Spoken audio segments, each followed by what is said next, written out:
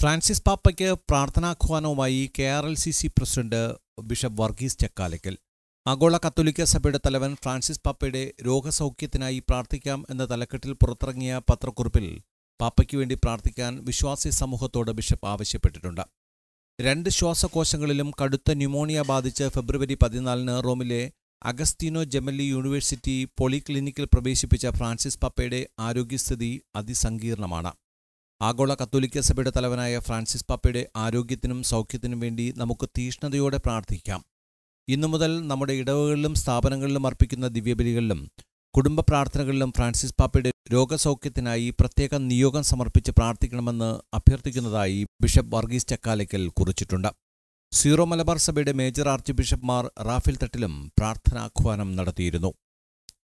Woakes news bureau, Kochi.